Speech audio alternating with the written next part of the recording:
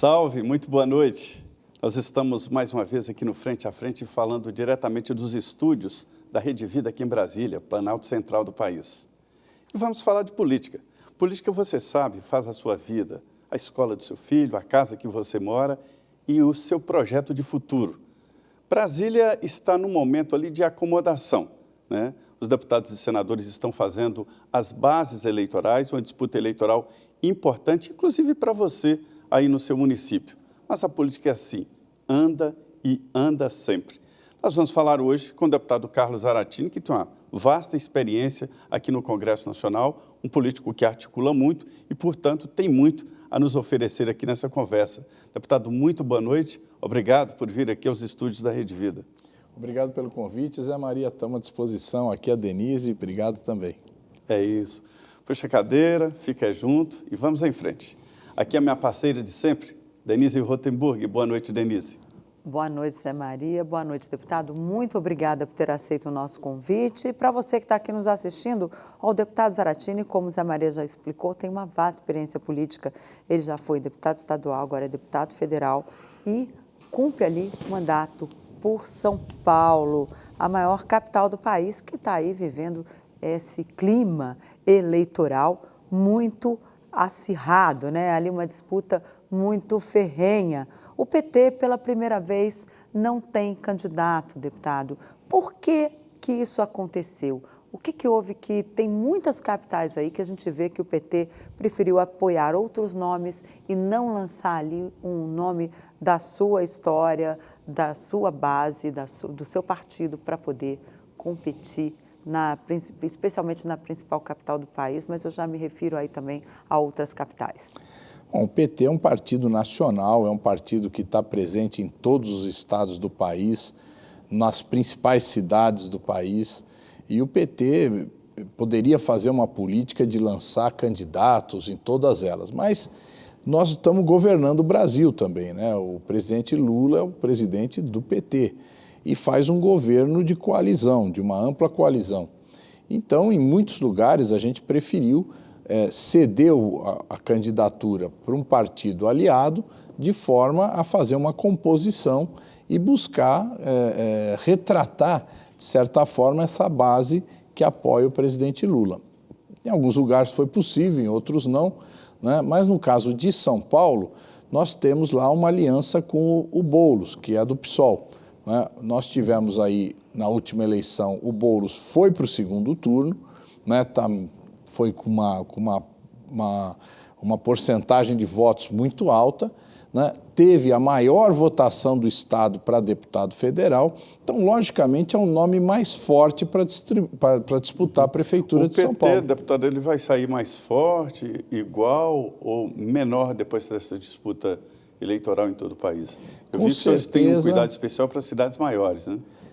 Com certeza nós vamos sair maior. Né? Nós viemos de duas eleições muito difíceis, que foi 2016, o ano em que estava todo aquele processo de impeachment, né? E 2020, que foi, além de toda a situação do governo Bolsonaro, ainda tínhamos a pandemia, né? Que impedia muitas vezes os nossos candidatos de sair para as ruas e fazer campanha, que é a nossa característica, né? De estar nas ruas.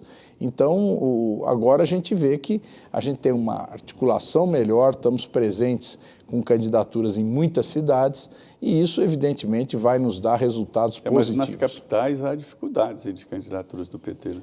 Olha, nós estamos muito bem posicionados lá no Rio Grande do Sul, em Porto Alegre, estamos em primeiro lugar em Goiânia, estamos em primeiro lugar em Teresina, né? Estamos disputando o primeiro lugar em Fortaleza, né? Então, eu não acho que a gente esteja com tantas dificuldades. Estou te falando as que nós estamos bem e tem aquelas que a gente ainda vai crescer e pretendemos disputar. E o presidente Lula, como é que vai ser a participação dele nessas campanhas? Porque até agora ele foi para São Paulo, lá em Fortaleza deu problema, porque o PDT reclamou que o presidente está puxando muito a brasa para o PT e lá o prefeito é do PDT, enfim, já deu ali um estremecimento na base, inclusive isso foi mencionado na reunião de líderes com o presidente na semana passada.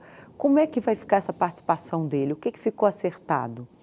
Não, o presidente Lula ele vai tomar uma decisão de onde ele vai colocar mais força, mais energia, né? Evidentemente, ele foca em estados onde a gente também, no caso do Ceará, nós temos o governador. Nós estamos governando lá vários mandatos, né? Então, a melhor coisa seria eleger um prefeito do PT. O PT tem chances e condições de ganhar a prefeitura. Então, é natural que ele se posicione, né? E, logicamente, você pega em São Paulo, o MDB está na base do governo. Mas o Ricardo Nunes resolveu procurar o apoio do Bolsonaro.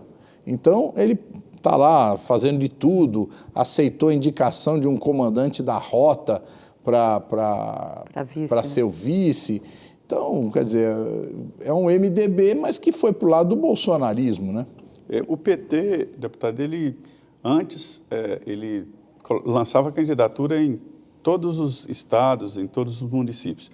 Eu acho uma prática até acertada. Eu gostaria, inclusive, que a lei obrigasse o lançamento de candidaturas, né? Porque é aquela história, né? Só tem torcedor o time que disputa campeonato, né? O que mudou? Por que os senhores entenderam que agora é preciso fazer as coligações e qual é o critério nacional dessas coligações? Bom, o critério nacional é o critério de que a gente não aceita coligações com candidatos bolsonaristas, entende? Que tem esse tipo de discurso, esse tipo de visão que a gente classifica como fascismo. Mas não divide partido, divide a postura do candidato. A postura do candidato, principalmente, né? Lógico que a maioria dos candidatos do PL estão ligados ao Bolsonaro, então é muito difícil a gente apoiar um candidato do PL. Mas a gente adotou essa posição. A segunda coisa é aquilo que eu expliquei, quer dizer, a gente quer contemplar e buscar unir essa frente. E terceira coisa importante, que nós temos hoje o fundo eleitoral, que é um recurso que a gente quer concentrar nas cidades onde a gente tem maior chance. Então, evidentemente, uma cidade onde o PT não consegue nem ter uma chapa de vereadores, não adianta querer ter um candidato a prefeito. Então, logicamente que que o partido lá é livre para lançar candidato, mas o fundo eleitoral vai ser limitado, né? Ou seja, não dá para gastar, investir onde não tem retorno. Investir onde não tem resultado, né? Mas não pode pensar no futuro, por exemplo? Pois é, mas nós somos, como eu falei, nós somos um partido que já está na quinta administração. É a quinta eleição que a gente governa o Brasil. Então, vamos dizer assim, o partido está estruturado, ele é o partido mais estruturado do país, né? Então, apesar de que o MDB tem mais filiados que o PT é muito mais organizado. A história muito mais do MDB é aquela raiz que ele tem, né, nos municípios. E essa federação de ideias que eles têm, de aceitar qualquer tipo de... Exato.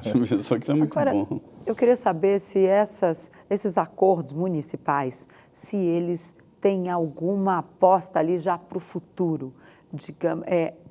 Olha, por exemplo, apoia Boulos agora, para lá em 2026 ele apoiar o presidente Lula à presidência da República ou apoiar um candidato do PT ao governo de São Paulo. Já tem algum acerto nessa questão com as eleições de 2026? Não tem nenhum acerto, né? Mas no caso do Boulos especificamente, é evidente que o Boulos vai apoiar o presidente Lula numa reeleição, isso não há nenhuma dúvida, né? Como também é muito provável que o PSOL e o Boulos participem de uma coligação com o PT na disputa do governo do Estado. Nós nem sabemos se o candidato a governador vai ser do PT, mas vamos estar juntos numa coligação. Mas a fila está grande, né, de candidatos, pré-candidatos do PT ao governo de São Paulo. A gente já ouviu aí o nome de Alexandre Padilha, do próprio ministro da Fazenda, Fernando Haddad, 2 ministros de Lula, né, citados aí.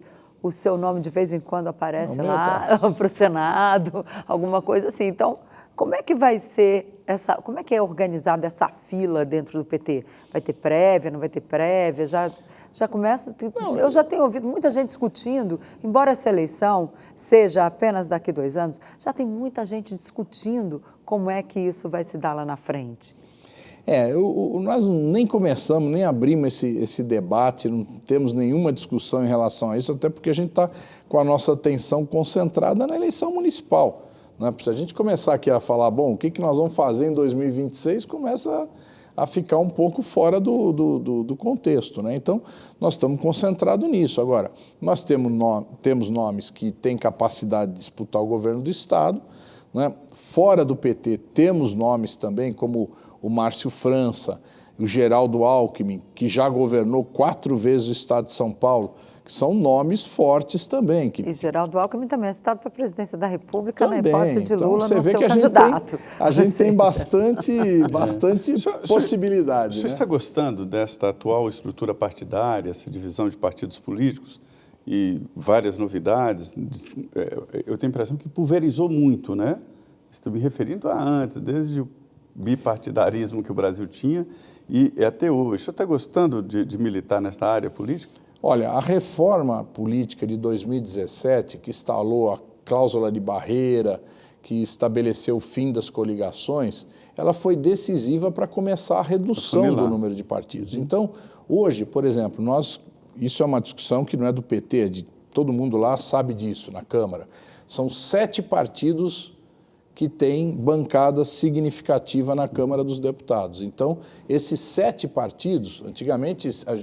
Bom, lógico, a gente chega a ter, acho que 20 partidos. 32, já houve um momento, 32. Mas hoje acho que são 20. Hoje com 22. Representação na Câmara? Com representação na Câmara, mas nós já tivemos mais de 30, né? 32. Então, Eram isso está 34 reduzindo. partidos e 32 com representação. E agora Baixou isso para está 28 agora. reduzindo, que é uma coisa, no meu modo de ver, muito salutar. A tendência é continuar baixando, né?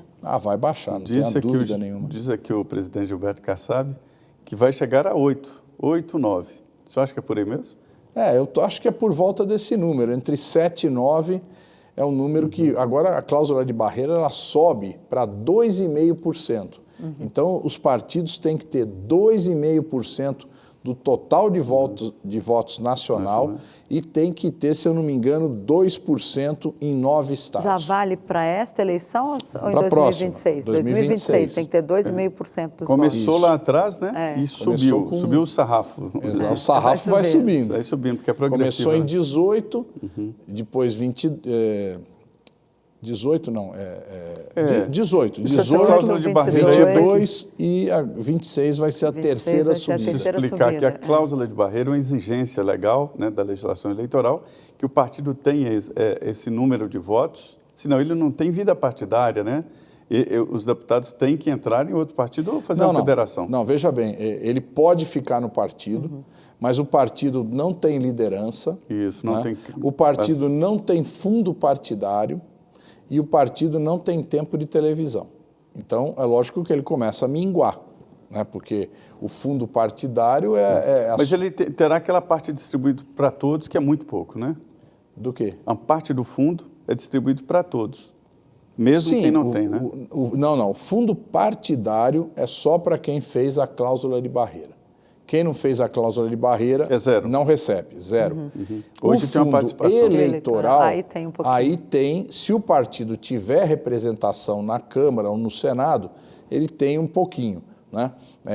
Tem um mínimo, mas esse mínimo é muito mínimo, né? Que é para todos. Mas aí, a segundo grau é que ele tem que ter uma representação na Câmara ou no Senado. E daí para frente, proporcional a essa representação. Agora, o partido de Pablo Marçal, então não tem nem tempo de televisão, né? Aquelas inserçõezinhas lá. Não, o Pablo Marçal é tempo zero na televisão. Mas mesmo assim está crescendo, né? Oi? Mas mesmo assim está crescendo. Está utilizando as redes, né? E se apoia no bolsonarismo. Então, é uma coisa que eu até fiz a aposta, viu, Denise, lá em São Paulo. Eu falei, olha, vai ter um candidato bolsonarista. Aí postei com um camarada até que faz pesquisas aí, ele falou, não, tá tudo fechado com o Ricardo Nunes. Eu falei, não, vai ter um candidato bolsonarista. E eu ganhei a aposta, viu? Uma aposta minha. O senhor vou ganhar uma garrafa de cachaça das boas. Contra veneno. Cachaça contra veneno é a melhor do Brasil. Olha, o senhor falou há pouco, né, que o Bolsonaro estava apoiando o Ricardo Nunes. Então não está. Então, formalmente, o PL, o Valdemar Costa Neto, que é o presidente do PL, de certa forma forçou a barra com o Bolsonaro para o Bolsonaro apoiar o Ricardo Nunes, né?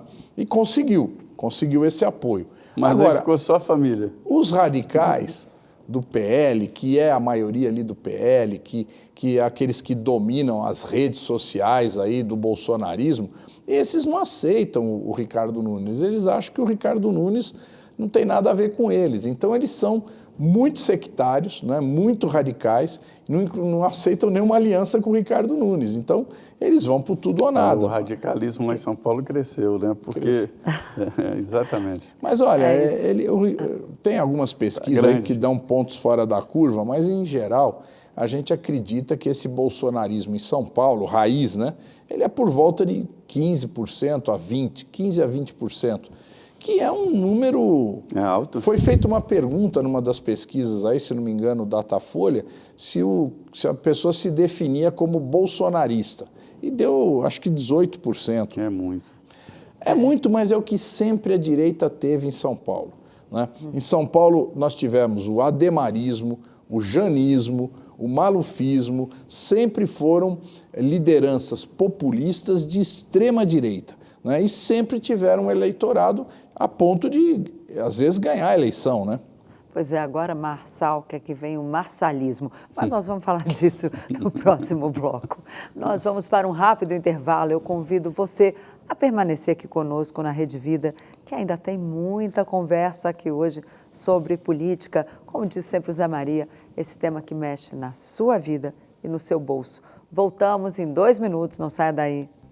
Olá, estamos de volta com Frente a Frente, que recebe hoje o deputado Carlos Zaratini, do PT de São Paulo. Ele tem acompanhado muito essa questão eleitoral. Agora, deputado, aqui no intervalo, Zé Maria lembrava uma questão que a gente está vendo pelo país afora, que cada país, cada estado, cada capital, cada cidade grande tem o seu Pablo Marçal. Né? Cada um tem o seu um Marçal para chamar de seu. Lá em Minas tem o tal do Brunini, aí tem, enfim... Não, Brunini é no Mato Grosso. No Mato Grosso, mas Minas tem... é Hengler. Minas é... Como é que chama? Nicolas. Não, Nicolas, e tem mas um outro também. Mas é candidato a prefeito de Belo Horizonte. Aquele Engler, né? Bruno Engler. Isso, Bruno Engler. Aí, ou seja, a gente está vendo isso diariamente aí, surgindo pessoas da internet que saíram do mundo virtual, né, que se deram bem ali naquele contexto e que agora caminham para a política. Como é que a política tradicional vai lidar com isso? Porque, por exemplo, o senhor vem de uma geração de políticos, né, da sua família. A gente tem outros também que vêm porque se destacam na sua profissão ou tem ali alguma... Enfim, sempre tem, ou vem de um sindicato, seja patronal, seja de trabalhadores. Havia um trabalho social, agora não, agora a pessoa é influencer, chega lá e vai para a política. Aí, de repente, está lá no Congresso, eu já cansei de ver, inclusive, eu chamo de caçadores de Pokémon. São aqueles que ficam com o celular, pega lá o seu telefone e fica, peraí que agora eu vou falar. Aí chega lá, aí às vezes o presidente da Câmara não deixa ele falar, fala assim, agora não é hora do senhor falar, o senhor não tem direito à palavra. Aí ele simplesmente, gente, daqui a pouco eu volto. Ou seja, virou um teatro a política? Olha, a gente sempre teve uma espécie de teatro, né, na Câmara, desde que se criou a TV Câmara, né? A TV Câmara foi uma forma das pessoas, dos deputados e senadores, falarem para o público externo, porque antigamente a tribuna era para o público interno. Então você debatia ali no plenário com outros deputados e, eventualmente, o seu discurso lá no pequeno expediente ia para a Voz do Brasil, quando você falava para fora, né? Depois veio a TV Câmara, começou já essa coisa um pouco mais, né, que ao invés de você debater para dentro, você fala para fora, através da TV Câmara. Com as redes sociais, isso ganhou uma dimensão muito grande, porque o cara tem lá uma página no Facebook, ele pode transmitir ao vivo, no Instagram, sei lá. Então, isso deu uma outra forma de debater dentro da Câmara. Sim, mas né? o que a Denise está falando é o pessoal de fora que usa muito as redes sociais, ou só Sim, as redes sociais. Produz um a gente artificialismo. sempre teve também o camarada que vinha de fora. Então, vamos pegar lá, há 20 anos atrás, o Tiririca. né? O Tiririca era um cara da televisão, um comediante da Que televisão. não era de tanto tempo, de 20 anos. O Tiririca é mais novo, há 20 anos, pega lá o Juruna. continua lá. 20 anos. Já tem 20 anos 20 na anos Câmara? que o Tiririca está na Nossa Câmara. Senhora. Então, você pega Nossa. ele era um camarada da televisão, assim como tem vários outros nomes que vieram da televisão, do rádio, né? O Frank Aguiar foi deputado federal, é um cantor de forró, então ele veio, se elegeu com base nisso. Da mesma forma, esses são influenciadores agora, que é outro nome que aparece aí, que ele tem grande audiência na internet e Fala ele direto vem. com o eleitor, né? E ele vem Então, ele utiliza dessa. Não mudou, desse não está público. mudando o jeito de fazer política. Não, está mudando porque mudou o instrumento. Você tinha a televisão, o rádio eram os instrumentos de comunicação. O Datena, ele é de um tempo da televisão. Então você vê lá o Datena, tem um público cativo que assiste o Datena todo santo dia, né? Esse público que dá as condições dele se candidatar. Agora nós temos um outro instrumento de comunicação que é mais dinâmico, mais rápido, mas da mesma forma é um meio de comunicação. O senhor não estranha, está tudo certo e assim. Eu acho natural que tenha gente que venha desse mundo para dentro da política. Como tem médico, como tem engenheiro, como tem advogado, tem sindicalista, tem de tudo. Agora, mesmo com a lacração que existe na internet, mudou a forma de lidar? Ou seja, com a lacração que existe na internet, mudou a forma de lidar com a política? Mudou porque a internet... a gente vê que não é mais a mesma coisa, né? A internet é um instrumento muito mais poderoso, né, que permite interação. Então, eu posso mandar uma mensagem e permite que a pessoa dê like, que a pessoa compartilhe, que jogue mais para frente. Então, é um instrumento muito mais poderoso. Então, isso, obviamente, mudou, né, a forma de fazer política, porque agora, antigamente, a gente fazia campanha como? Vamos distribuir panfleto no ponto de ônibus. Isso é bom de você fazer ainda hoje. Né? Ainda você pode fazer isso hoje, porque é bom você conversar diretamente com o eleitor. Agora, está se mostrando muito eficiente a propaganda pela internet. Então, por exemplo, nós temos em vários estados deputados eleitos que não conhecem nenhuma cidade do estado. São os mais votados, mas ele não sabe absolutamente... Como é que ele vai votar uma política pública se ele não sabe nem o que... Esse é o grande problema. Essa quantidade, que não é pequena, de deputados eleitos com base na internet, não está nem aí com a base social, com a base política. Então, é um outro mundo. Então, esses caras... E, às vezes, são fenômenos efêmeros, entende? Porque o camarada ganha uma eleição, a Joyce. A Joyce foi eleita na base bolsonarista. Quando eles expurgaram ela foi reduzida a nada, né? Por quê? Ainda que ela tenha a internet, mas ela perdeu o conteúdo político dela. Só a mensagem não adianta. Eu tenho testemunho, deputado, de que cada deputado ele tem um mundo. Nenhum parlamentar está aqui por acaso. Ninguém acorda e fala, você, deputado federal, e vem. Não. Ele tem que procurar um partido, fazer campanha, ter votos e, finalmente, chega aqui à Câmara dos Deputados. Então, você chega no gabinete, você entende, ou ele tem uma base no sindicato, tem uma base numa associação, quer dizer, cada deputado tem a sua mensagem.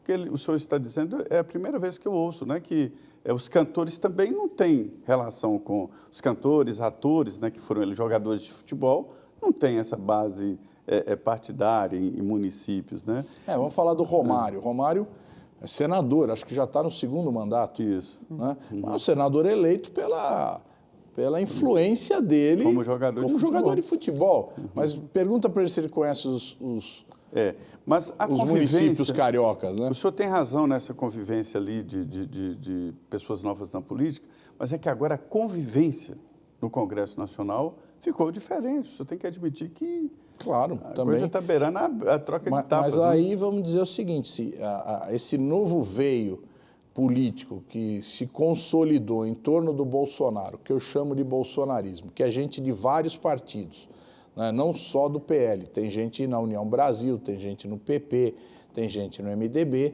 que são bolsonaristas. Então, essa turma atua de uma forma radical, né? É um número, você vê, o PL tem 99 deputados, se eu não me engano, tem uns 60 que são radicais. Então, esses 60 fazem um tipo de enfrentamento no plenário que não permite você ter diálogo, né? Você é confronto puro. Mas então, é a promessa isso é muito deles ruim. de campanha esse confronto já, a mensagem, sim. né? Eles têm uma promessa radical de fazer uma grande mudança no mundo, né? Que eles vão mudar. Ficaram 4 anos aí, não fizeram absolutamente nada, né? Você lembra, o Bolsonaro falou, eu vou destruir para depois construir. Ele conseguiu só destruir e não construiu absolutamente nada. Da mesma forma, esse Milei na Argentina está destruindo todas as organizações argentinas e não está construindo absolutamente nada.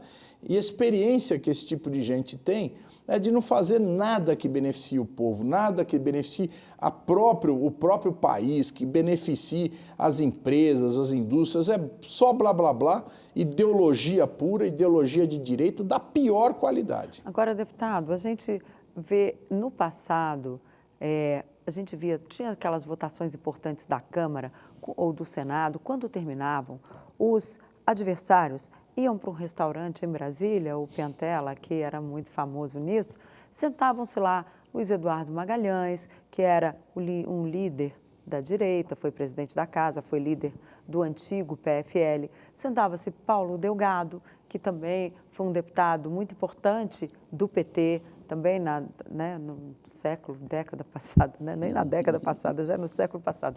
Mas havia uma conversa entre quem pensava diferente. E em ambientes mais... Eles falavam, né, Denis, perdemos, né? Pois é, mas em ambientes mais relaxados. Ou então, quando tinha que ali fechar um acordo, também ia lá, não, peraí, vamos lá no Piantella, a gente toma um esquinho e conversa com calma. A gente não vê mais isso, porque se os deputados de ideologias diferentes forem sentar no restaurante, já vai chegar um, vai filmar, vai dizer, olha aqui, estão se confraternizando. Como é que está sendo hoje essas conversas e essas negociações com essa turma? Porque tem que conversar. Não tem jeito. Se o líder for radical, vai ter que conversar com ele de qualquer jeito. Então, nós que, por exemplo, somos do PT, que conduzimos a política do governo, temos muita conversa com o pessoal do Centrão, que é a maioria, né? E que aí se estabelecem acordos. O que não dá para conversar não é que a gente não queira conversar, eles é que não querem conversar. É com esse bolsonarismo radical. Então, por exemplo, vai ser votado um projeto do maior interesse, o Acredita, que é um projeto de incentivo à micro e pequena empresa. Quem é que bota lá? Retirada de pauta, contra o projeto, quem vai combater? É o bolsonarismo. Ele não procura melhorar o projeto, ele quer impedir o governo de aprovar o projeto. Mas a oposição sempre fez esse trabalho. O PT, durante muito tempo, inclusive, caminhou nessa estrada. Mas o PT sempre fez isso com o objetivo de chegar num acordo sobre o texto. Lógico, teve projetos que a gente era absolutamente contra, né? A reforma da Previdência, nós fomos contra. Reforma trabalhista, nós fomos contra. A entrega do pré-sal para empresas multinacionais, nós fomos contra. Então, aí, realmente, o nosso objetivo era obstruir. Mas, na maior parte, as privatizações. Na maior parte das vezes, a gente quer buscar um acordo no texto. Então, a gente faz uma certa obstrução, quando a gente era oposição, para que o governo negociasse alguns pontos, né? E diminuísse aquilo que a gente achava que não era bom. Por falar em reforma trabalhista, o deputado Arnaldo Jardim lembrou aqui na semana passada, e reforma administrativa também, que esses temas, a trabalhista nem tanto, mas a administrativa precisa voltar à pauta, né? De uma forma ali, eles acham que tem que manter o que existe até agora e avançar um pouco mais. O senhor acha que é um tema que vai a votos ainda esse semestre? Eu acho que não, né? E mais do que isso, nós estamos fazendo também mudanças, né?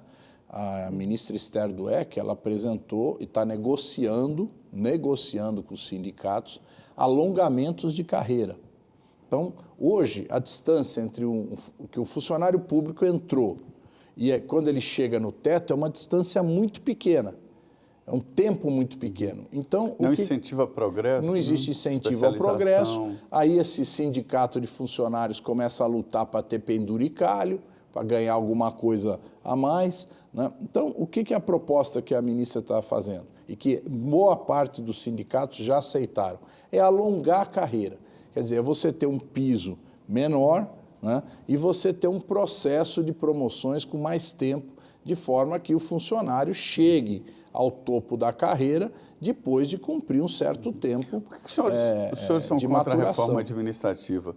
É o projeto que está na Câmara que incomoda, o do Paulo Guedes? Nós não consideramos correto retirar a garantia, a estabilidade no emprego do funcionalismo. Porque a maior parte, deputado? Porque o funcionalismo, você tem carreiras que são fundamentais para você conduzir E não seria o estabilidade Estado. só para essas carreiras? Não seria viável? Sim, mas é essas que atuam no governo. A gente quer dar garantia. Por exemplo, a gente fala saúde pública, né? A saúde, a gente precisa manter dentro dos quadros da saúde profissionais de alta qualidade. Nós precisamos dar uma garantia a eles, né? E nós precisamos garantir que esses funcionários não sejam substituídos em cada troca de governo. Então, troca o governo, bum, tira todo mundo, né? Isso, se você não tem estabilidade, é permitido fazer isso. Então, eu tiro todos os meus desafetos, eu mando embora. Imagina numa prefeitura, esse programa aqui tem muita gente do interior que vê, Que acompanha. né? Que acompanha. Então, você vê, tem prefeituras menores, se você não tiver estabilidade daqueles funcionários, trocou o prefeito, ele fala, opa, peraí, manda essa turma embora, eu vou pôr a minha turma agora. Mas e a estabilidade só para um núcleo, por exemplo, carreiras típicas de Estado? Sim, tem carreiras típicas de Estado, já tem, né? Já existe um certo consenso em torno disso. Esses teriam estabilidade. Sim, mas eu não posso pegar os professores e falar, não, os professores podem ser trocados. Eu não quero que aquele professor fique lá porque ele é de esquerda, ou eu não quero que aquele professor fique lá porque ele é de direita, então eu mando ele embora.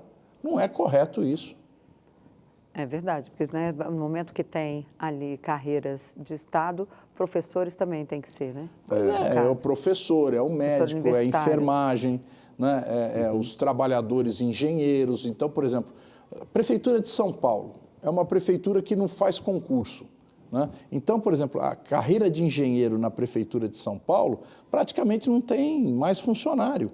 Então, o que eles fazem? Eles terceirizam tudo. E aí coloca os amiguinhos, entende? Então, você vai lá hoje na Prefeitura de São Paulo, do Ricardo Nunes, é um absurdo, porque eles montaram uma festa de consultorias, de terceirização, né? Estão gastando bilhões em obras muito mal feitas e que não ajudam nada. Se você tivesse um corpo técnico lá de qualidade, preparado, esse corpo técnico lutaria para preservar a qualidade das obras. Será? E isso não está acontecendo. Nós vamos agora ao intervalo, 2 minutos, e voltamos aqui com o deputado Carlos Zaratini, nessa conversa boa aqui. Só um minutinho.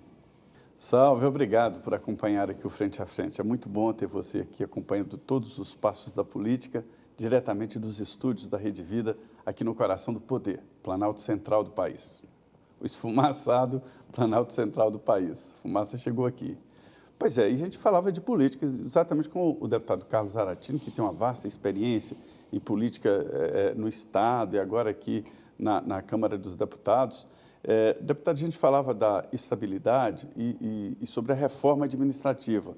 Há uma pressão muito forte, eu conversei com vários representantes ali de frentes parlamentares, que são as novas forças do Congresso Nacional, e eu me convenci de que realmente precisa de uma reforma administrativa.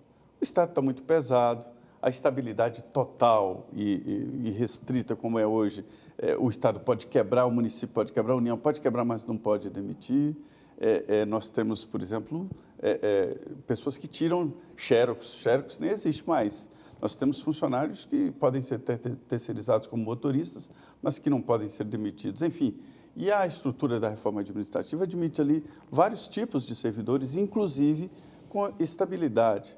E o senhor dizia que é contra a reforma administrativa. O senhor e o PT, e uma parte importante ali da esquerda. Não seria um momento de dar uma modernizada na máquina pública? Olha, Veja bem, esses exemplos que você deu, do cara que tira xerox, do ascensorista, isso aí não Tem existe vários. mais Tem vários. na carreira Não, pública. não existe, mas não existem empregados. Esse pessoal já se aposentou. Não teve. Bom, se você achar, você me apresenta eu depois. conheço. Na Câmara eu conheço vários, nos ministérios tem vários. Mas a maioria Senado. desse povo é terceirizado, a esmagadora maioria é terceirizada. Não é uma linha boa a terceirização funcionário. de setores? Eu acho que para algumas funções algumas funções sim. Mas vê bem, onde está o problema desse Estado pesado? Não é o funcionalismo, federal pelo menos. Não sei se algum estado, algum município tem esse tipo de problema, mas o federal, o problema não é a folha de pagamento do funcionalismo Deputado, público. o governo está gastando 2 trilhões de reais com folha e previdência. Com previdência gasta 1 trilhão, mas não gasta 1 trilhão com a folha de pagamento, não. É bem menos que isso. Agora, veja bem, o problema é você pegar o judiciário, é você pegar o Ministério Público, é você pegar certas carreiras de Estado, da Receita Federal. Essas carreiras, né, no caso do Executivo, não, mas no caso do Judiciário, a quantidade de extrateto que esse pessoal tem, que ganha acima do teto, é isso que a gente deveria lutar para provar que realmente houvesse o teto, porque se fez muita enganação. Nós já aprovamos na Câmara dos Deputados e está no Senado lá na gaveta um projeto que estipula um limite de teto. Então, muito bem construído pelo Rubens, deputado do Paraná, que até Rubens Era do Bueno. Rubens Bueno Cidadania. fez um projeto excelente. Então, esse projeto está lá na mesa do Rodrigo Pacheco. E o Rodrigo Pacheco quer o quê? Voltar os quinquênios para os juízes. Ou Entende? seja, Então, a gente vê que o corporativismo é que vai atrapalhando. Agora, é o Lula que quer voltar ao quinquênio? Não. Quem quer voltar ao quinquênio é o Rodrigo Pacheco, que é do PSD. Então, fala, bom, é o PT que defende o funcionalismo? Não, nós defendemos justiça.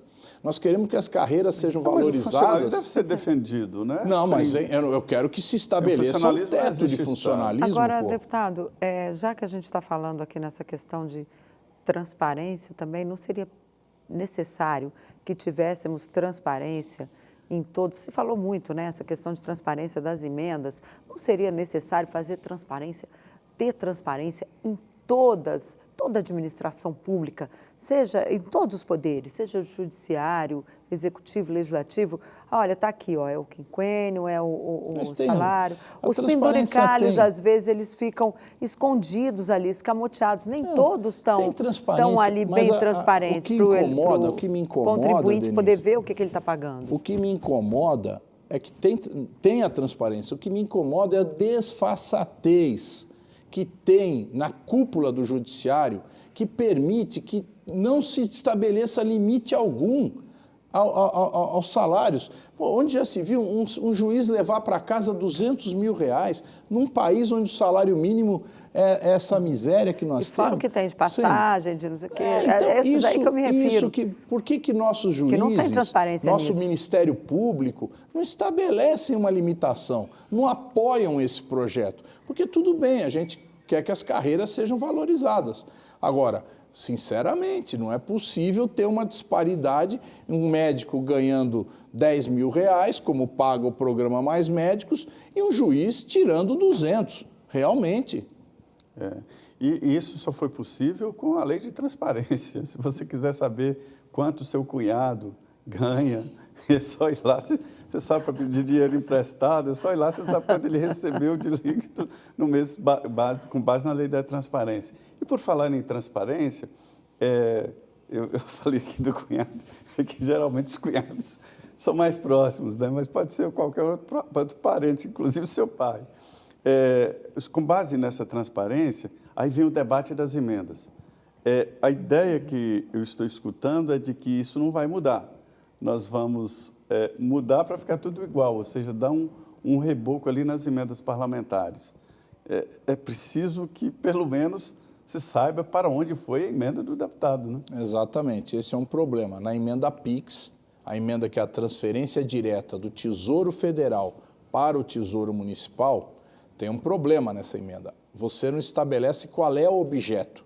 Ou seja, eu mando um ofício para o prefeito, dizendo, olha, prefeito, eu fiz uma emenda para a sua cidade, no valor tal, que é para tal coisa. Mas isso é um ofício meu para ele, isso não está em nenhum processo.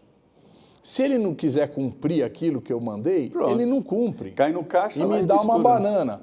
Aliás, já aconteceu, né? Em vários, Acontece direto, acontece direto. Nas suas Então, emendas, alguma coisa aconteceu desse tipo? já, tem prefeito aí que você manda o dinheiro lá e fala, olha, eu preciso fazer, a pedido de um vereador de oposição, o cara queria que fizesse a pavimentação de um bairro. Aí você manda o dinheiro, o prefeito fala, não, esse vereador aí é de oposição, vou fazer do outro lado da cidade. Vou fazer uma festa. Não, eu vou fazer uma festa. Contrata uma dupla sertaneja. Entendeu? Então, nós precisamos A Denise tem a história do ônibus, né, Denise? Mandou, o deputado Hildo Rocha mandou para uma cidade do interior do Maranhão dinheiro para comprar um micro-ônibus. A prefeitura comprou uma van, Sobrou que é a metade do preço. Sobrou dinheiro, ninguém sabe o que foi feito. Exato. E o outro caso, também semelhante, ele mandou dinheiro para construir um acesso lá para uma rodoviária e não fizeram o acesso. Está lá a isso rodoviária é direto. sem Então, o isso a acesso. gente já vinha discutindo na Comissão de Orçamento, de na LDO a gente estipular essa determinação do objeto que vai ser executado com o recurso, que é uma das exigências do ministro Flávio Dino. A outra questão são as chamadas emendas de comissão, comissões temáticas, saúde, educação, assistência social, infraestrutura. Essas emendas de comissão, elas ficaram muito grandes nos últimos 2 anos, né? E com isso você não tem clareza de quem é que está indicando determinada cidade para receber aquele recurso. Então, uma emenda de saúde, vai para quais cidades? Aí é feito indicações, o presidente da comissão assina as emendas e manda. Então, nós estamos discutindo, acho que é necessário que, por exemplo, a comissão faça uma votação de quais são as emendas e indique, olha, o Zaratini indicou a emenda para a cidade tal. Foi aprovado? Foi. Então está lá, proposta do Zaratini, mandar tanto para a cidade tal. Então, eu acho que isso seria uma coisa que ajudaria. A comissão reúne, faz sua reunião e vota. Aprova, não aprova, aprova pela metade, faz o que quiser. Mas, enfim, a gente vai ter indicação. Quem fez a proposta? É que nem um projeto de lei ou uma emenda num projeto de lei. Eu faço uma emenda num projeto de lei, eu assino. Está lá, emenda do Zaratini. E essa emenda vai ser votada também no plenário para saber quem votou, quem deixou de votar. Então, né? aí a gente faria isso na comissão. Eu acho que, eu não sei se isso é consenso na casa, mas me parece que seria uma solução razoável. Que a ideia é empurrar um pouco mais isso com a barriga e que os assuntos importantes só seriam votados depois da eleição. O presidente, o ministro Flávio Dino deu um prazo curtíssimo de 10 dias para ser resolvido isso. Então, é muito difícil empurrar com a barriga. E se, enquanto não fizer isso, as emendas que estavam sendo executadas estão paralisadas. Então, nós temos muitas obras que não estão recebendo recurso para ter continuidade. Esse período não pode, né? Esse período não pode, né? Mas as obras que já estão em andamento... Liberar por causa da eleição. Mas a determinação excetua obras em andamento. Não excetua, não. Sim, a determinação do Flávio Dino. O que está em andamento pode seguir, o que não pode é o que está lá para começar. E também não pode, que nós estamos no período aí do defeso eleitoral, né? Que não pode sair liberando recurso aí a rodo para os municípios, né? Pois é. Nós estamos também vivendo uma época ali no Congresso Nacional onde o parlamentar passa a ser massa de manobra, ou seja, candidatos à presidência da Câmara e do Senado. Deputado, o senhor já tem um candidato? Como o PT vai definir o nome desse candidato à presidência da Câmara? A eleição será em fevereiro, mas o processo já está aberto. Olha, nós queremos que tenha um presidente da Câmara que tenha, em primeiro lugar, a disposição de dar tramitação aos projetos do governo. Então, essa é a nossa prioridade. O governo encaminha medidas provisórias, projetos de lei. A gente quer que eles caminhem, que eles sejam votados. Perfeito. Né? O presidente da casa, ele coloca em votação esses projetos. Ele é o dono da pauta, né? Ele é o dono da pauta e o que a gente quer do presidente é o compromisso dele de que ele não vai segurar essa pauta, travar essa pauta. Então, isso para nós é o mais importante. Segundo, a gente quer que ele tenha cumpra um processo democrático. né, que ele faça com que haja reuniões de colégio de líderes, que haja consensos entre os líderes para elaborar a pauta, não só desses projetos do governo, mas do conjunto de projetos, né? Então, a gente quer também uma democracia dentro da casa, né? Esse é um outro elemento, né? E o terceiro elemento é a defesa da casa, né? A defesa de que o Congresso seja respeitado, né? E por todos, principalmente pelos seus deputados. Parece uma pauta comum, inclusive, para a oposição, né? Bom, se a oposição está de acordo com isso, Esse eu acho que não, porque a oposição ela luta para não votar os projetos do governo. E nós queremos que a gente vote os projetos do governo. Eu me refiro à última pauta de respeito do Congresso Nacional, de independência. Em relação a isso, sim. Eu acho que isso pode ser um tema comum. Agora, deputado, vai ter disputa, né? Pelo que a gente está vendo aí, ninguém quer abrir mão de uma candidatura. O senhor vê a perspectiva de algum dos pré-candidatos aí dizer assim, tá bom, eu desisto em favor de YZ? Olha, todos os pré-candidatos são do Centrão. O PT não lançou nenhum nome, o PL não lançou nenhum nome. Todos os nomes que você já ouviu, que o público já ouviu, que circulou pela imprensa, são do Centrão. O Centrão, ele é liderado pelo Arthur Lira, né? O grande líder do Centrão é o Arthur Lira. E o Arthur Lira se colocou nessa posição de fazer uma indicação de um nome. Então, se ele, ao ele indicar esse nome, os demais vão retirar e acatar, eu não sei, né? Isso nós vamos ter que ver. De tédio não morreremos jamais, né, deputado? De jeito nenhum. Infelizmente, nosso tempo acabou, mas eu agradeço muito a sua presença aqui e já fica o convite para o senhor voltar ao Frente a Frente. Muito obrigada. Obrigado, Denise. Obrigado, Zé Maria. Foi um prazer a gente estar aqui com vocês e passar a mensagem aí para o público que está nos assistindo. Pois é, né, Zé Maria? Essa semana, feriado caindo num sábado, né? Então não vai ter jeito de ter um descansinho a mais ali na semana, né? Muito boa noite. Mas tem que ser assim mesmo, está vendo? Foi uma conversa boa e por isso passa rápido. A gente aprende muito de política. Muito obrigado, deputado. Boa noite, Denise. Boa noite a você. Fiquem com Deus. E boa noite também, como Zé Maria já falou. Boa noite a todos, boa noite a você. Aproveite aí o resto da sua semana e bom feriado no sábado. Descanse e esteja junto da sua família. Muito boa noite e até a semana que vem.